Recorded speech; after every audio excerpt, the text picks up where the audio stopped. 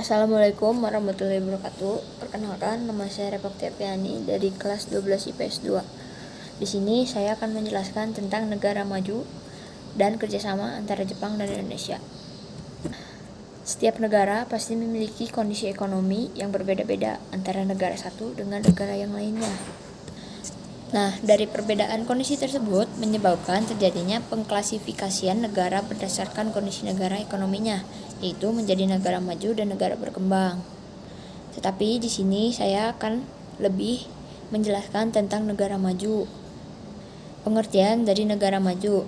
Negara maju adalah sebutan untuk negara yang menikmati standar hidup yang relatif tinggi melalui teknologi tinggi dan ekonomi yang merata. Lalu, ciri-ciri dari negara maju adalah 1.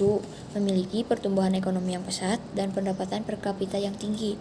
2. Angka pengangguran yang rendah. 3.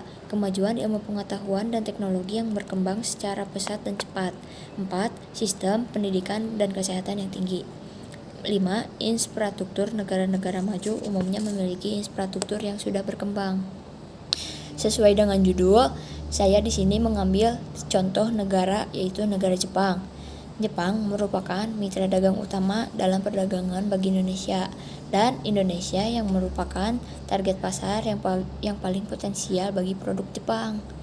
Kedua negara melakukan kerjasama karena saling memiliki kepentingan bersama untuk mencapai suatu tujuan dan keuntungan di bidang perdagangan. Salah satu negara yang melakukan kerjasama ekonomi dengan Jepang adalah Indonesia. Contoh kerjasama Indonesia dan Jepang di bidang teknologi, yaitu ada impor dan ekspor. Impor yang lebih dominan Indonesia dari Jepang adalah seperti mesin cetak, komponen kendaraan motor, produksi besi, beton gulung, mobil, dan kendaraan lainnya. Sedangkan ekspor Indonesia ke Jepang lebih dominan oleh produk batu bara, biji tembaga, karet alam, kawat berinsulasi, dan sisa logam berharga.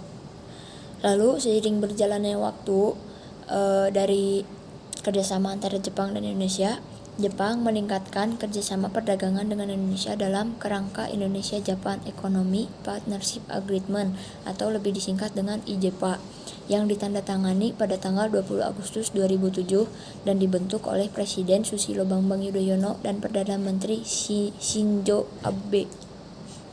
Lalu, perjanjian IJPA merupakan perjanjian perdagangan yang sangat penting bagi Indonesia dan Jepang. Salah satunya adalah yang memiliki tujuan dari IJPA adalah untuk mempererat hubungan kedua negara di bidang ekonomi. Jepang dan Indonesia memiliki kepentingan yang sama, di mana bagi Jepang memiliki kepentingan untuk memperluas akses pasar bagi produk seperti mengekspor perlengkapan elektronik, mesin-mesin, besi baja, plastik, dan yang berkaitan dengan kegiatan investasi dan kebutuhan industri dalam negeri. Sedangkan bagi Indonesia dapat meningkatkan akses barang dan jasa. Peningkatan investasi Jepang di Indonesia juga sumber bantuan luar negeri bilateral terbesar yang bermula dari hubungan antara ASEAN dan Jepang di bidang ekonomi didominasi oleh beberapa faktor, di antaranya perdagangan Official Development Assistance atau ODA dan Foreign Direct Investment atau disingkat dengan FDI. Sekian yang dapat saya sampaikan. Mohon maaf apabila kesalahan dari kata dan perilaku. Saya tutup. Assalamualaikum warahmatullahi wabarakatuh.